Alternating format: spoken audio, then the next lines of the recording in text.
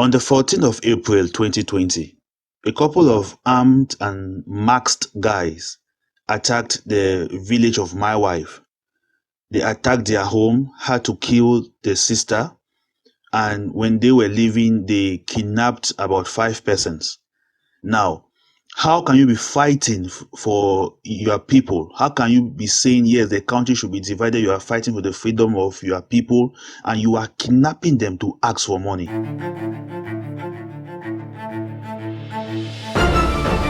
Stick Your Neck Out, the weekly podcast of the Giraffe Heroes Foundation.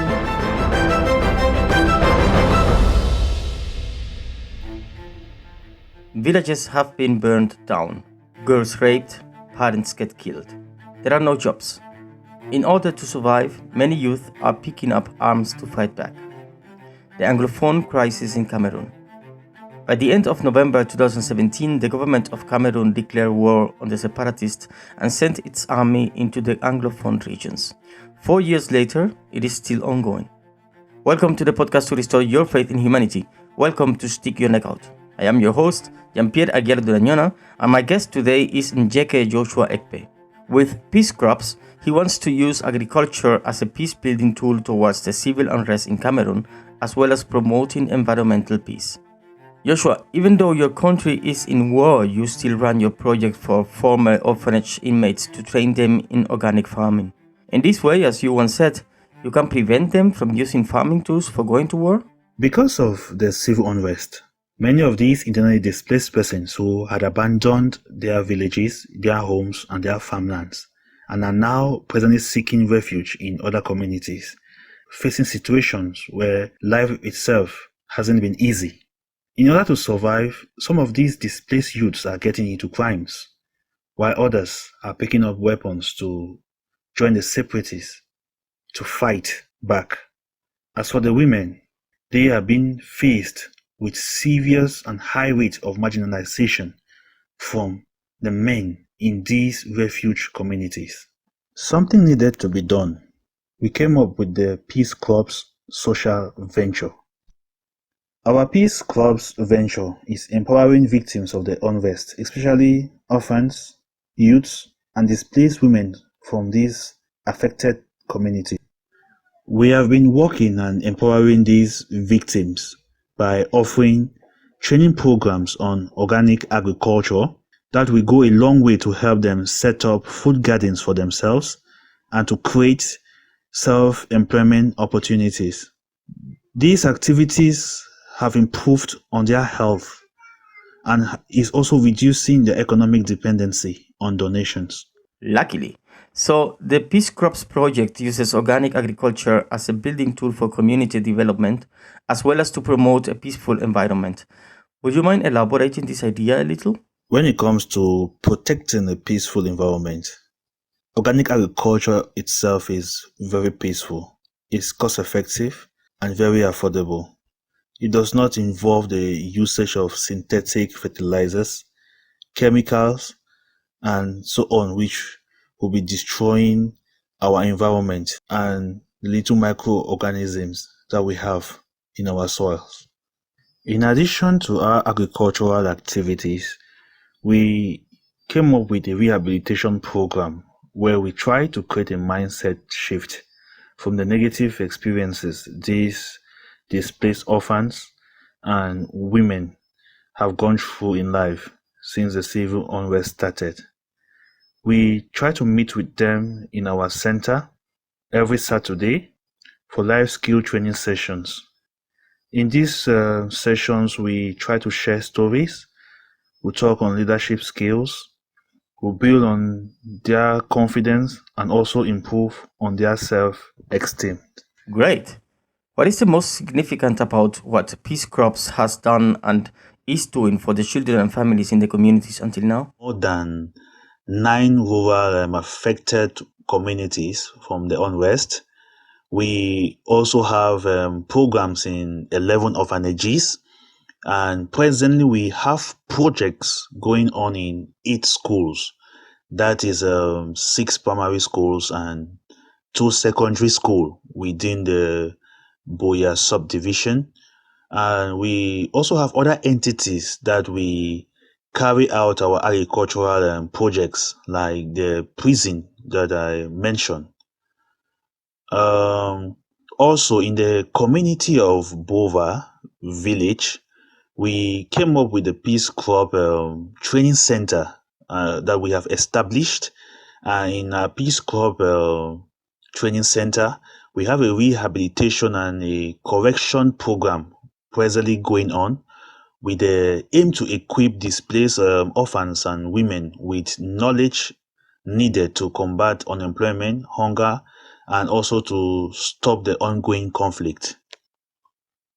In addition, I can also say that our activities during the heart of the COVID-19 government lockdown was and is also very significant to what peace clubs have been doing for these families in these affected communities, because our initiative to create community gardens did not just help us, it also helped families that were displaced and were vulnerable.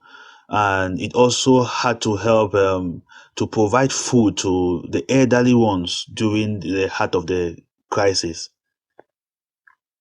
Our food baskets were a source of relief to many of these elderly persons who gave us smiles, making us to understand that they were happy that someone was thinking about them. Peace Crops is the flagship program of Agri Life Association, an organization you founded a few years back before joining Cantari. Would you care to explain how you come from Agri Life to Peace Crops?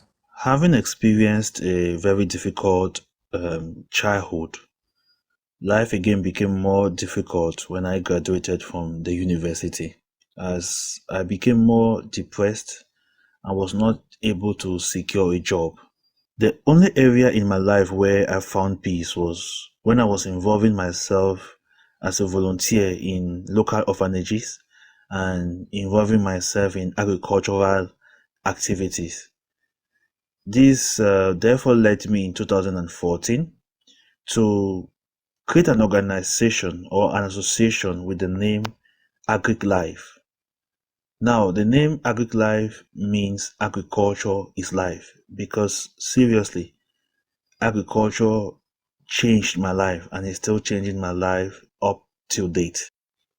With my Agri Life Association projects, I was able to create a platform for not just myself, but for few youths in my community to offer their services as volunteers to our local community and our local orphanages. We created lots of community gardens and to help orphanages and also to provide food to the elderly persons in our communities. So when the civil unrest started in late 2017, things became very bad. It was very difficult for us to carry out our activities smoothly. I personally witnessed the killing of few of my family members. We saw how a few of our brothers and sisters' hands were chopped off in our local communities. It was kind of a terrible experience. So I decided to say, okay, how can I help my community? How can our projects help to keep our young ones focused? With little or no support coming in from the local government and other organizations, I saw how most of the local orphanages I was volunteering in started finding it so difficult providing food for their children. And orphanages were also increasing when it comes to population. I see. So, Peace Crops. Why did you use these two words? Well, one of the after effects of every civil unrest is that of food insecurity. And engaging these internally displaced youths who are striving to survive in a peaceful activity such as agriculture is therefore creating a new generation of young persons who will not just use their youthful energies to burn down the nation, but they will build up their lives, and at the same time they will be building the communities that we have been dreaming of. Besides, I am part of this generation, and I want my generation to understand that the same tools that they are using now as weapons could also be used as tools to secure our food and to secure our future. So, there was this day in Canterbury. I was having a conversation with the founders, Paul and Sabria, and Sabria asked me a question that why don't I train my beneficiaries to become peace gardeners? And I was like, wow, it sounds interesting.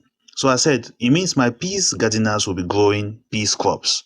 And then Paul said, you would then become Mr. Crops, peace crops, just like Bond, James Bond. And I said, yes, I will create a social venture with the name Peace Crops, since as I will be using agriculture as a peace building tool towards the civil unrest in Cameroon. That is how the name Peace Crops originated. It is a really great name, I think. In your graduation dream speech at Canterbury, you show how one and the same tool, a hoe, can be used both for war and for maintaining peace when farming. It is difficult to make people want to use it for the second one. Can also be used to maintain peace when they involve into farming, particularly the young generation. This is because in Cameroon, there is a notion that agriculture is for the poor and the old persons. And everyone wants but a white collar jobs where they will sit in a big office, having a chair which is turning around, a big table. They have AC blowing them, and at the end of the day, they go to the bank and collect money. Some of the young persons we have approached, they tell us that agriculture wastes a lot of time to give money. You have to plant a seed now. It will take like 3 to 4 months before you start harvesting. That's a lot of time wastage. They want to be involved in activities that will give them money immediately and as fast as possible. And I think that is why when you tell them that don't get into crimes, don't get into cyber crimes, don't join certain groups to start kidnapping people and asking for money, they will tell you immediately that this one pays very fast. So we keep on having almost one and the same story going on. Some of them are joining, and it's kind of very sad. But I think gradually, with the few we are changing, I think is something positive. It is sad indeed, Joshua. Why focus on engaging these youth and marginalized women in activities such as agriculture? What are you expecting as an outcome? Apart of organic agriculture being so peaceful, have you ever seen the expression on a child's face when he or she is playing with the soil? Or when he or she plants a seed and comes after a few days and see a little plant coming out from the soil? That's the kind of joy and peace our project is bringing to these young ones. On the 24th of October 2020, children within the ages of 10 and 17 were attacked and slaughtered into pieces in a school in Cameroon by unknown gunmen. This happened just a few weeks after schools were asked to resume after 4 years of no schooling in the 2 English-speaking regions of Cameroon. Many of these children's villages were burnt down, their parents killed, and some were raped, while others were seriously tortured and sent away with nothing. In the midst of all these difficulties, many of these adolescent youths who have not seen the 4 walls of schools for almost 4 years are now getting into crimes, prostitution, even joining the separatists and forgetting of any dreams they ever had of going to school. But why won't they? The challenges faced by these displaced youths include high level of neglect, malnutrition, infectious diseases like HIV/AIDS, illiteracy, lack of inheritance right, discrimination, and stigmatization from their refuge communities, and also exclusion from opportunities for education and employment. Many of these displaced youths are uneducated, and some of the girls were forced into early marriages. They cannot be employed because they lack the basic skills, so they depend on donations and from men in these refuge villages.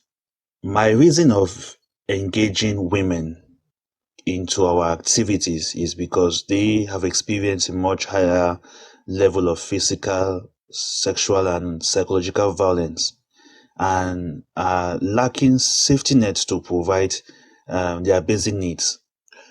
Presently, in my local community, it is habitual for these displaced women to wake up in the morning and go begging, involve in strenuous job, and then come back to cook food for their children and their entire family. It's more common to see some of these women in charge of feeding their families and also engaging in small-scale agriculture to support their families, since most of their husbands were killed within the unrest. These factors have also led to the marginalization of these displaced women and girls, and is preventing them from accessing financial and other economic resources, which has led to the perpetuation of chronic poverty amongst them. Many of these young girls are uneducated and were forced into early marriages.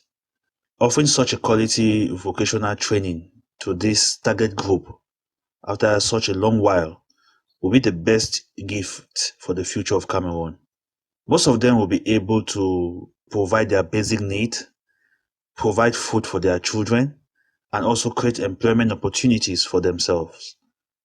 This project will also be as a transit for the adolescent orphans who are at the verge of being sent out of orphanages or who are at the verge of joining the separatists to make a positive difference in their future. The work you are doing is, I dare say, definitely influenced by your past. On 12 July 1998, France won the World Cup, beating Brazil 3-0 thanks to Zinedine Zidane. This was a celebration day for a lot of people in the world. I still remember I was a kid. You were a child also back then, and you also celebrated, like me. But something happened, something that changed your life? I remember I was 8 years old and my younger brother was, I think, 4. I'm not sure he himself can really remember this day because he was so small. We were in the city of Douala.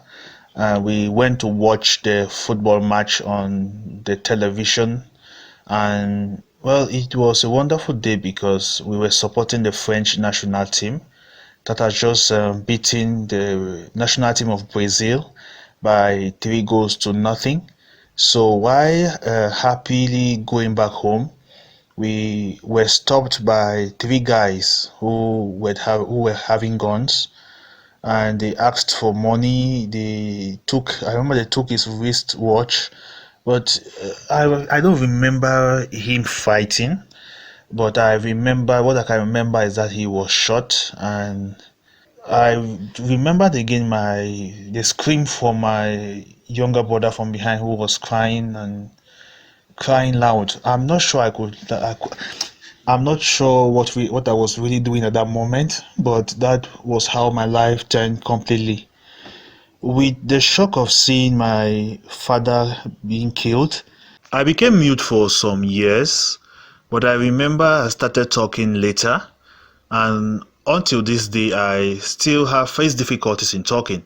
I am a stammerer, but I have worked on it over these years, and I now talk and people can get me.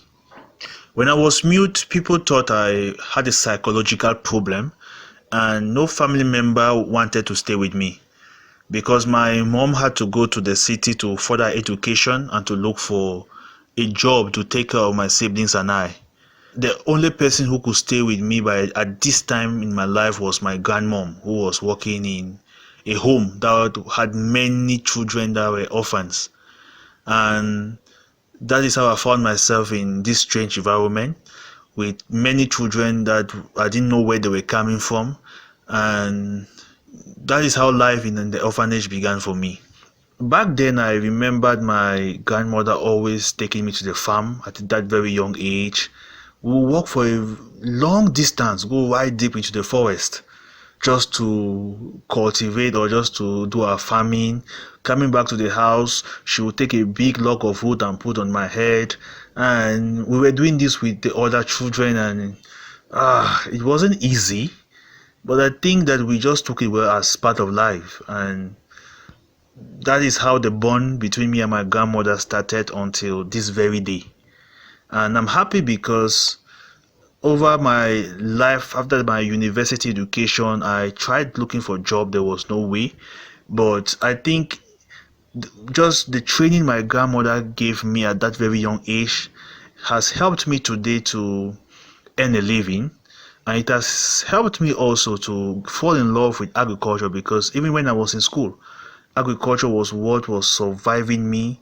So I would say that the incident that happened that day, I think that it paved or it directed me towards the field in which I am operating on at this moment.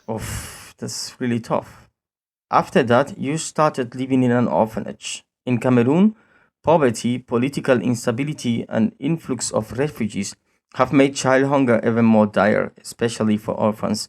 My question here is, how was life for you in the orphanage? When I talk about life in an orphanage, I want you to imagine a child who wakes up every morning unsure of a meal coming his or her day, away from his original home, family, and school, and he's trying to survive in an institution he or she now calls home. But truly, that is not home. That was my fate with many others I found there, or those who came. My friend, it was very difficult for me to adapt to this new environment. I can remember the orphanage facility to be very small. I think we had 2 sleeping rooms with about close to 20 to 22 persons always around. We had the electricity, but water availability was a serious problem. On most days after school hours, we had to walk about 8 kilometers away from the orphanage home just to carry water in a village called Koke. We had chores. We had thousands of household chores, which included working in the kitchen, washing of plates, washing of clothes, sweeping, and also helping to take care of the younger ones. I also remember how difficult it was providing and dividing food for everyone. What I will not forget is that there were days we slept hungry on several occasions, and on countless occasions we ate just one meal an entire day, because the home could not really afford all the expenses. I consider myself very lucky to have experienced all this. Physically, I became very strong. Whenever I had a shortage in money or my school fees, I did lots of menial jobs on the street just to raise money for myself. And I learned the hard way that things will not just be given to me for free. I had to work for it. And the idea of us sharing every little thing we had, I grew up with it. And that is why I'm struggling to share what took me out of this difficult life to others, so that they too can come out from the experiences I saw, and also to not to take the path of crimes that I was following. Fighting food insecurity by training orphans on setting up organic food gardens in their spaces to improve on their health, as well as also using agriculture as a peace-building tool towards the civil political unrest in Cameroon, That is the goal you set yourself back then and still are pursuing it. What is difficult to stick to your plans? Of course, yes. These have been my goal, and I'm still pursuing it. But I must admit, it was difficult to stick only around orphanages. I came back into my community and noticed much more needed to be done. I found out that displaced women from many of these affected communities were facing lots of marginalization from their refuge communities. So I started a training program for them as well. I also had to take my gardening projects into our local prisons, where I worked with few prisoners to set up food gardens for them. And I'm also presently working with our community primary schools and secondary schools to see how we can have food gardens in their school compound. In few months to come, we are thinking of having a project with our local health centers so that we can set up food gardens for them, which they will be using to provide healthy food for patients that are admitted in the health centers. Since late 2017, there is an active conflict in Anglophone Cameroon that has killed at least 2,400 people and displaced more than 600,000. Some children have been separated from their parents due to the ongoing killing and confrontations. Can you please describe the situation in Cameroon now? 2,400 persons could be underestimated. I think more people have lost their life since this crisis started in 2017. The present state of the country now is kind of very confusing because we really don't know where we are heading to. We'll spend like a week, you will not hear any gunshot. Then you will think, okay, things are gradually getting back to normality. People start going out for their daily activities. But all of a sudden, you will just hear, these guys, these separatists have attacked here. The military has attacked this community. This one has been killed. This one was shot. This one has happened. Then we go back again almost to level 0, where people start staying in their houses in fear of going out. Markets are closed, businesses are closed, schools also are closed. Personally, for me, it's almost 3 months have not been able to jog or to go for sports in the morning because I'm afraid I could go jogging and all of a sudden I'm caught up within a crossfire between the military and the separatist fighters. Again, I'm afraid of my own life personally because as a community leader, I could be kidnapped at any moment and they start asking my family for ransom. So the country is in a very confused state. As days go by, we just live as we see it. We just go through a day and hope, maybe nobody is shot, maybe no community is attacked, while we hope for a better tomorrow. We live in a very confused country where gunmen just go to schools, kill or harass our children and tell them, we told your parents not to send you people to school. We live in a country where today the separatists will just get up and say, we have a ghost town for about 1 week. So people should stock their houses and nobody should come outside. And truly, when you go outside, you are being killed. When they see your car, they burn it down. That's the kind of country we live in today.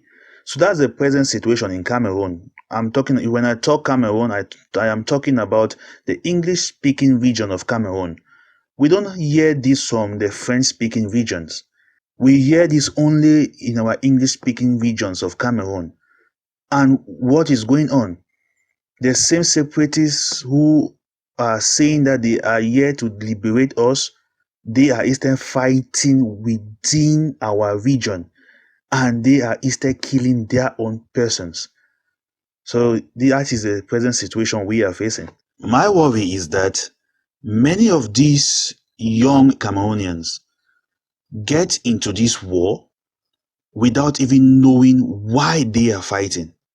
If you ask many of them that why are you joining the separatists to burn down the nation, they don't even know. This is why I say, if they had something doing, if most of them were employed, if most of them had some kind of money coming in or doing something to keep themselves occupied, they couldn't have been seen the time to join these guys to burn down or to fight the Cameroon military. I totally understand, and I think I can relate that to what Sabriye said while writing about you, that you believe that war and violence arise from hunger and poverty. Do you mind to elaborate this thought for me, for our listeners? On the 14th of April 2020, a couple of armed and masked guys attacked the village of my wife. They attacked their home, had to kill the sister, and when they were leaving, they kidnapped about 5 persons. After they had gone, they had to call that they want ransom, they want a huge amount of money before these people that were kidnapped were going to be released. Now, how can you be fighting for your people? How can you be saying, yes, the country should be divided, you are fighting for the freedom of your people, and you are kidnapping them to ask for money? If this is not poverty, lots of uncountable cases have been recorded. They just come around, they shoot and kill a person, and before they go, they take like 3 or 5 persons. And when they go, they start asking for ransom. This unrest is turning into a different thing with we not knowing who to trust. And when you see those who are involved in these activities, they are young boys and girls within the ages of 14 to 19. Because they are being blinded, that we don't know where we are going to. So I definitely think that hunger and poverty is causing all this. They are looking for money. And since as there are no jobs, schools have been disturbed for the past 4 years, I think they are looking for a means to survive. Definitely. So that is why you see up till date, the unrest is still going on. As I'm speaking, just 2 days ago, the same thing happened. Someone was killed in front of his family, and before they left, they took 4 other persons, and they are asking for ransom today. And if that is not done, they will kill those people inside the bushes. Yeah, it's really sad, Joshua. I'm terribly sorry for you and your wife. It's a pity that this situation is still ongoing for so long. Personally, this is what I think, and I'm going to explain myself. The civil unrest in Cameroon didn't just start today. It originates from a long history which has led to a separated country. We have the French-speaking Cameroonians and the English-speaking Cameroonians. We have the French-speaking regions, which are 8, and the English-speaking regions, which are 2. And the English-speaking Cameroonians think that they have been, for a long time, being marginalized by the French-speaking regions. So they are fighting now that the countries should be separated. Most development projects are being done in the French-speaking regions. When it comes to recruitment into the public service, you find mostly the names of the French-speaking Cameroonians. Whereas we have the most natural resources in the English-speaking regions of Cameroon. All these natural resources like oil, like timber, are being taken every blessed day and are being transported to the French-speaking regions of Cameroon, leaving most of our youths unemployed. And when you see the English-speaking Cameroonians striving that there should be a separation, is because of what has been going on. With the level of corruption we have, anyone who has something doing from the government or who has somewhere money is coming in stays quiet and pretend as if nothing is happening, because they are supporting a government which is being run by people in their 80s, their 90s, and even 100. And so you found your personal way out of this vicious circle through agriculture. After I graduated from the university, I found myself getting into crimes just to survive. And this is the case of many young Cameroonians today. They go to school, they come out, because of the state of the country, there are no jobs. And you see, they start getting into crimes, they start joining people to kidnap others, to kill others in the name of helping to free the country, whereas they are looking for money. I found my way around this years back when I started my own personal agriculture business. And I found that it has changed my life and is helping that of many young people in my community. Now, I think that it shouldn't just be agriculture That's why I'm encouraging other Cameroonians to come up with more better initiatives. There are many fields of life. Not everybody wants to be a farmer. Not everybody wants to get into agriculture. But I think that there are other Cameroonians my age who can come up with initiatives where they can help to train more of our young Cameroonians to become self-employed. With this, they will be able to take care of their basic needs. They'll be able maybe to take care of their families and not get so carried away into the civil unrest and blaming the government for failure, for poverty, for them being hungry. Everyone wants to partake in sharing the national cake. But I always ask this question: what if you learn how to bake your own cake and then call others to share with you? Agriculture is what I do best. Agriculture is what I know. That is the cake I have baked. And I believe that bringing others to share this will help many of us to remove our eyes from the national cake and create our own. At some point, you had the idea of a training farm for young people so they get away from violence and can contribute to a more peaceful tomorrow. How is this farm doing? Presently, our farm has been doing great. We recently completed the construction of the administrative building. We have a poultry on the farm. We have a pig pen, and we have gardens. So we try as much as possible to keep every of our activities as organic as possible. We use the waste from the pig pen and the poultry as manure in our farms and in our gardening activities. We also have fresh eggs and other dairy products from our livestock. We also have as a plan to set up a biogas plant in our center where we'll be using the waste also from our livestock to create gas for our kitchen. And also, maybe in the nearest future, we'll have electricity from the waste produced from our livestock. That's awesome. Your organization, Peace Crops, is identifying orphanage and targeting them for food and nutritional support. You're also training them. Why is it so important to training these orphans? When the civil unrest started, many persons out there are guilty of finishing the foodstuffs in the supermarkets, trying to stock their homes. The same case as when the COVID-19 lockdown was declared.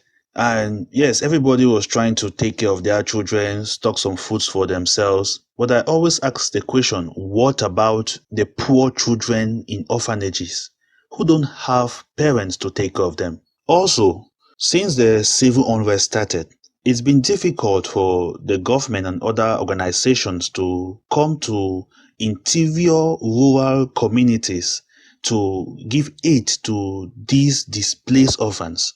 This is because many of them are afraid of being attacked by the separatist fighters, and they decide to just keep away from these interior communities.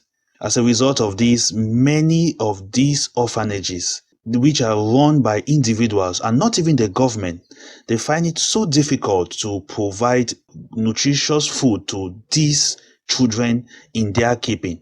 And having experienced firsthand what goes on in orphanages, particularly when it comes to food, I think this was a reason why my Peace Crops project was needed. Now, even when there is a lockdown, if an orphanage has a garden around their vicinity, they can easily go behind their house, harvest 1 or 2 vegetables, and that is it. They provide and cook food for the children in their keeping. Now, if they have been depending solely on donations, and these donations are no longer coming in since the civil unrest started, it means that some of these children in their keeping may starve to death. That is why I would think that even if donations are not coming in, it's very important for orphanages to at least have a garden around their vicinity.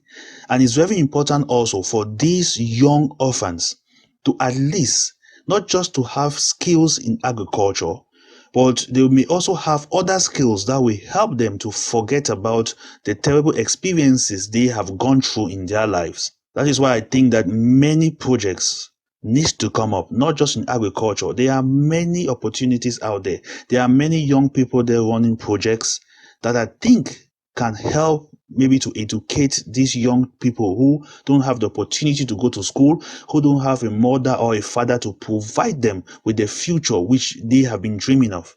I think if they have the opportunity to be given such opportunities, then I think that we'll have a future where many will not get into crimes, many will not join the others to burn down the nations, many people will not blame the government for their failures.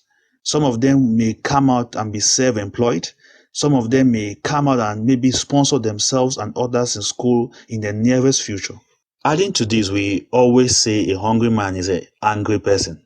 And I bet you, there is no way you can go to an orphanage and you say you want to educate a child when a child is hungry. Even an adult cannot take this. There is no way you say, no, let me send a child maybe to school. Let me try and send, maybe play with this child. The child will dance. If that child is hungry, you are wasting your time. So I think that food is very important, and teaching them how to grow their own food is much more important. I had a terrible experience in 2018 when I was in Ghana. I accompanied a friend to a certain orphanage, and we found out that the rice these children were eating was an expired rice. It therefore means that somebody whose rice was expired in his house decided to not to throw this food away. He decided to go and dump this food in an orphanage. And this is what many persons are doing today. I think that because in the name of depending on donations, many persons are just using orphanages as a dumping ground to go there, drop old dresses, old shoes, contaminated food, and the rest. I think that we'll be solving another problem if these orphanages are able to cultivate their own food healthily. It will also help in providing them with good health. And I imagine that the current coronavirus crisis also affects the operations of peace crops. For persons like me, whose daily activities depends on the farm, orphanages, and on the streets, COVID-19 is a deadly virus, but to me, hunger is more deadlier. The little my project could do at that time to support was by sharing the little we had from our community gardens. This is because demand for food support increased so much, but we are happy that we were working round the clock as community volunteers to ensure that no vulnerable and incapable of working person was left out. One of the major challenges we had was getting food to vulnerable beneficiaries living in far and deplorable rural communities around the Boya subdivision. Still, you were able to provide around 1,500 COVID-19 emergency intervention food baskets in poor rural areas. How do you manage this process? It is obvious that this pandemic has affected things like movements, jobs, event gatherings, and so on. Going out to look for basic needs like food became so difficult even for a farmer like myself. Above all, I would like to discuss on how it has affected food safety and security, particularly in our orphanage homes for displaced women and the elderly population. The COVID-19 pandemic brought to the forefront the lack of social protection measures for these displaced and marginalized rural women who were at the mercy of the economic downturn. Their demands and that of their families for food support did increase so much. So we came up with a project idea.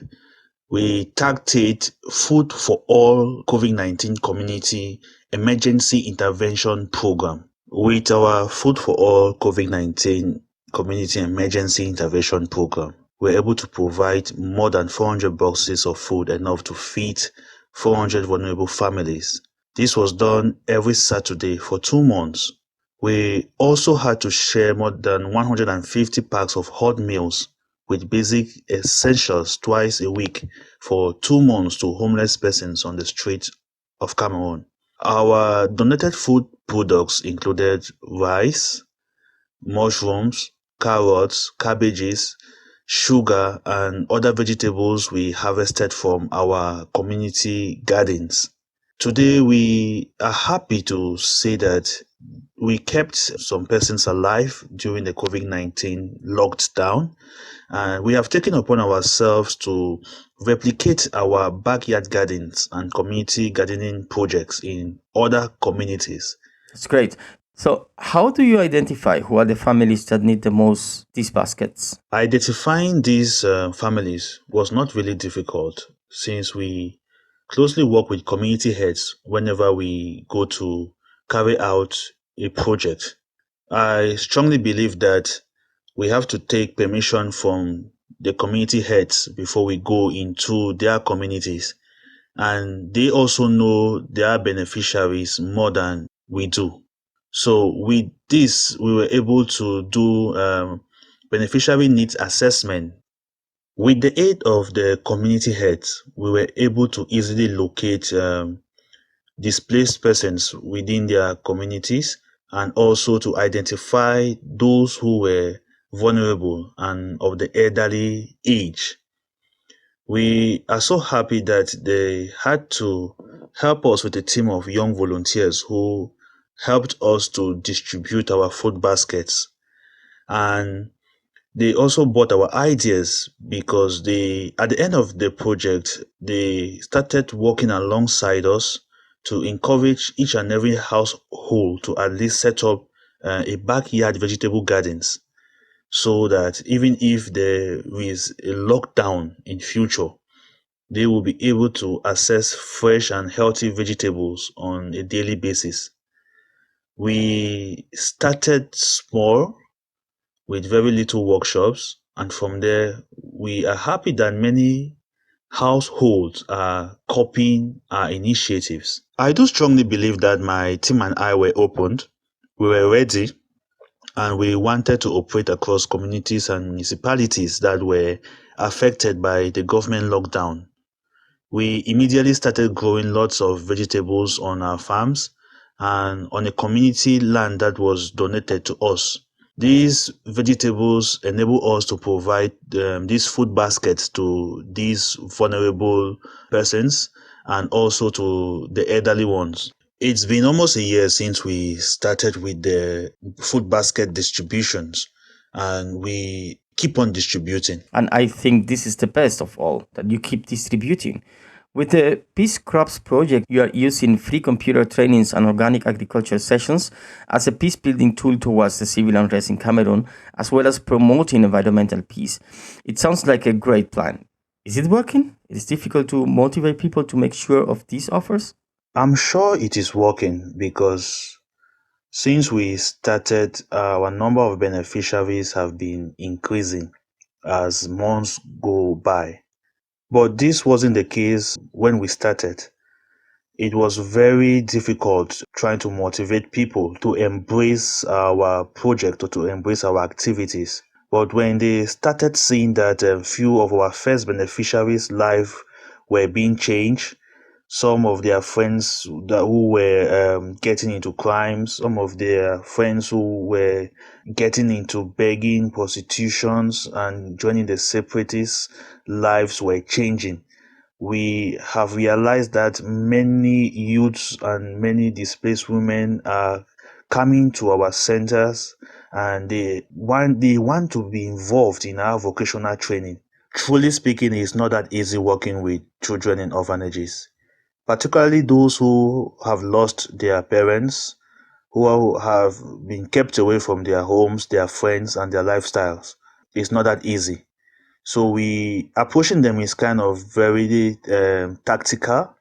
We make sure that we try to gain their trust because they are not just open to strangers. We have to work our way into their lives. We have to work our way into gaining their confidence. Which might be difficult because of their background, I guess. So, how do you approach these kids you work with? I think talking to adults in conflict areas is a difficult situation. So, I guess with children is a bit more difficult, isn't it? Some of these orphanages we work with have children that have gone through a lot throughout the civil unrest, and directly involving them in outdoor activities like agriculture is not the best approach. So what we try to do is we have volunteers who are trained and who help in providing an extra helping hand. They have valuable skills which they bring when it comes to storytelling, arts, music, and game times to ensure that even the introverts are not left out. After a period of about 2 months, when we have made sure that the children are comfortable having strangers around, we start involving them in our outdoor sessions. In all this, we try to make them to enjoy every process and to have fun being part of what we try to do. We try to bring in agriculture, vegetables, food on their daily discussions while learning. We try to make them to paint pictures. We try to tell them to sing song. We tell them to dance. All this, when they're playing, they're laughing, they're jumping around, we try to create a bond with them so that when we start going out, it will also be enjoyable to them. You know, Joshua, talking to you, one has to say it's incredible how, witnessing everything you have experienced, you are still able to bring hope to the children. Are there moments in your life that you feel you won't have enough power to overcome all these tragedies? After the most recent loss of my sister-in-law, and combined with the most recent threats I got from some of the separatist fighters who thought I was against what they were doing, I said to myself that it's like what I'm doing is putting my family at risk. And I almost had second thoughts to say, hey, maybe I should halt or stop with my activities. I have gone through a lot and I've witnessed a lot to know that human beings are capable of doing anything. In fact, what we think is even impossible towards each other. But I believe that this is what keeps me going. The strength and the power that I always feel when I overcome any tragedy that comes my way. So I believe that I want my work to always continue, and maybe even if I'm not there tomorrow, some other person that I trained should have the courage to continue what I'm doing. Well, I think it's really impressive what you have done, what you have achieved, and what you're going for. So, what do you need to go on? How can people get active and support Peace Corps? What we need to go on is more financial aid and also having partners. We also encourage people to be volunteers, not just physically, but also helping us to volunteer online. We are a very young organization run by very young men and women, and we are very open for support, for advice, and also for trainings that will give us the opportunity to take what we have been doing to another level. You've heard the man. According to Joshua, organic farming on its own has a lot to do with peace. This set of young farmers Peace Corps is training will be part of a new generation of environmentalists that are trying to build communities which prefer health to wealth. If you, dear listener, are looking for more infos or want to collaborate, pay a visit at peacecorps.org. You might don't know about it, maybe you do. Across the rail lines throughout India, child poverty and hunger are a depressing and ever-present reality. My guest next week has a vision to see a child-friendly atmosphere at Indian railway stations, where the street child can survive, be safe, receive care, develop the useful skills of saving, and acquire educational opportunities. Sano's project carries the name Child in Rail. You'll find the stories of the Cantari alumni and the Giraffe heroes, the stories of people sticking their necks out every Tuesday on Spotify, iTunes, our homepage, and every other place where you get your podcast. And if you subscribe, you don't have to look out for us. We'll be coming to you. Please, tell us about your frontline hero. If there is a friend, a family member, an organization, or someone you know who is doing a great work in the community, nominate them as a Giraffe Hero or tell us about them. Come and visit us at giraffe-heroes.eu. My name is Jean-Pierre Durañona, and I hope you join us also on our social media. We are on Instagram, Facebook, Twitter, and YouTube. But more importantly, I hope you join us again next week.